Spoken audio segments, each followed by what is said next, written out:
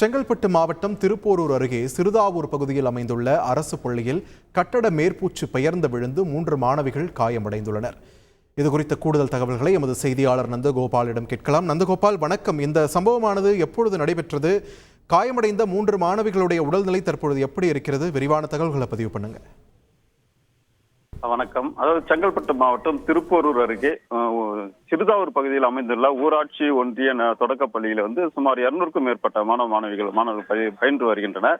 இன்று பாட வகுப்பறை நடத்தி இருக்கும் போது மாலை நேரத்தில் அந்த பள்ளி வகுப்பறையில் 10ஆம் வகுப்பு பள்ளி மேற்கூரையை இடிந்து விழுந்து 3 பள்ளி மாணவிகளுக்கு பலத்த காயம் ஏற்பட்டுள்ளது. இதில் ஒரு மாணவிகளுக்கு தலையில் பலத்த காயம் ஏற்பட்டது, இன்னொரு மாணவிக்கு மூக்கில் அடிப்பட்டதாக சொல்லப்படுகிறது. இது குறித்து அந்த மாணவிகள் தற்போது திருப்போரூர் அரசு பொது மருத்துவமனையில் அனுமதிக்கப்பட்டனர். ஒரு மாணவிக்கு சுமார் 5 மேற்பட்ட தையல்கள் போடப்பட்டதாக கூறப்படுது.